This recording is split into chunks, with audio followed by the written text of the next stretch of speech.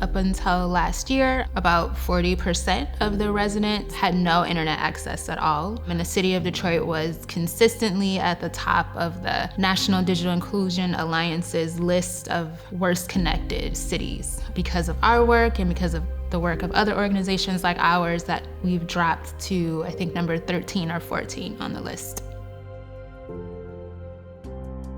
I'm Janice Gates. I'm the director of the Equitable Internet Initiative, which is a program of the Detroit Community Technology Project. EII is a program where we train Detroit residents, specifically those residents who have historically been marginalized, particularly Black and brown people. We teach them to build internet infrastructure in Detroit.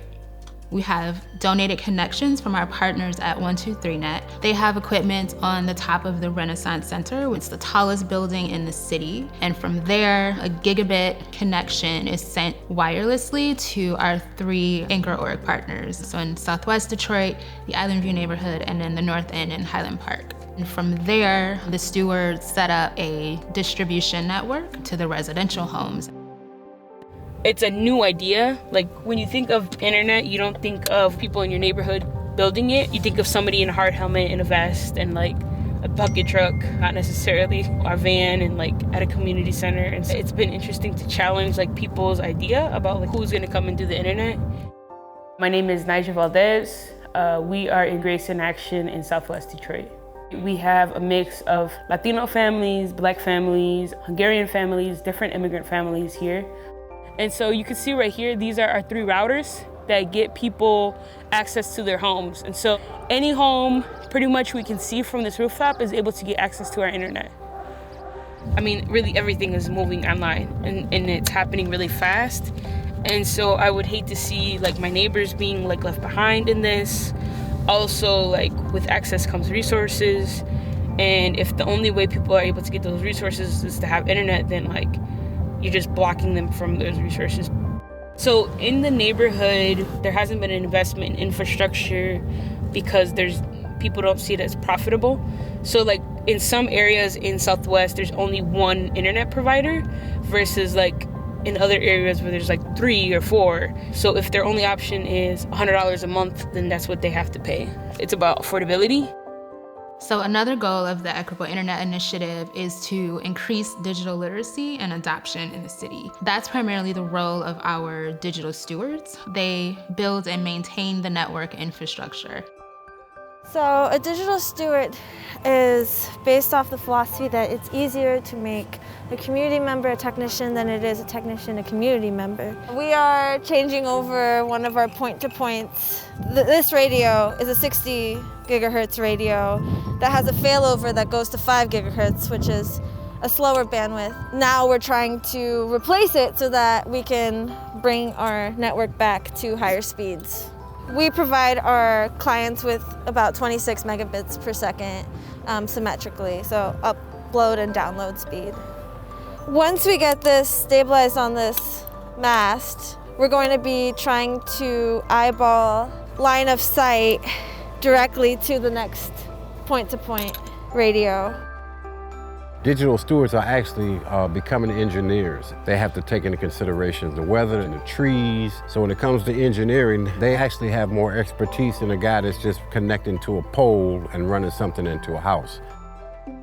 When I heard about this digital steward program, what drew me to the program was the fact that not only will I learn a new skill, and not only will I be able to get my hands into the new age, which is tech, which is data, but that I can also be involved in the community and let people know, hey, this is going on and you can be a part of it too. For quite some time, inner city neighborhoods, lower income neighborhoods have had very low speed internet. It's nothing worse than having your mindset to do something but don't have the reliable tools to do it. What this program has done is said, hey, listen, we care about you, and what we're gonna do is we're gonna give you some internet that is fast and you can count on it. But the most important thing is that everyone has the same opportunity to stay connected. Now, this network is more than just providing the internet.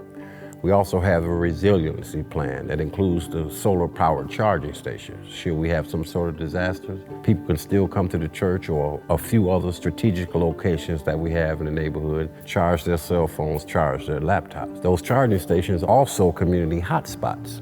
So if somebody were to make it to the church parking lot, they can actually connect to one of our hotspots, high speed, no charge, do their homework, apply for a job. That portable network kit is a part of our resiliency plan. What it is, it's actually a wireless central base. So if we connect that to our network, that will provide a wireless signal for a 4-block radius. So should something happen, for whatever reason, people cannot get internet in their homes, you disperse those throughout the community, now you actually have built your own intranet.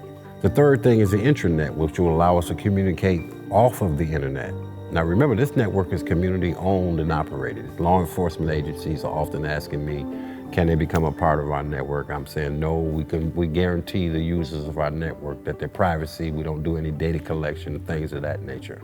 You know the adage that Big Brother's always watching. So we want to have a way to make the community feel safe about communicating with each other over some form of technology. Knowledge is power. And once people have an opportunity to connect to the internet on a regular basis, it assists them when searching for resources, whether it be for food, home, utilities, whatever, but now they're connected. Access to information is like liberty, really. And whenever that is restricted or limited for the sake of capitalism, it's so symbolic of oppression because people can't make up their own minds. When they don't have that information, can they really make the best decisions for themselves? There's a lot of perceptions that people have about Detroit, but Detroit is resilient and has a very deep history of grassroots organizing here. Residents that know what Detroit is and how resilient the people here are, they know what our residents are capable of.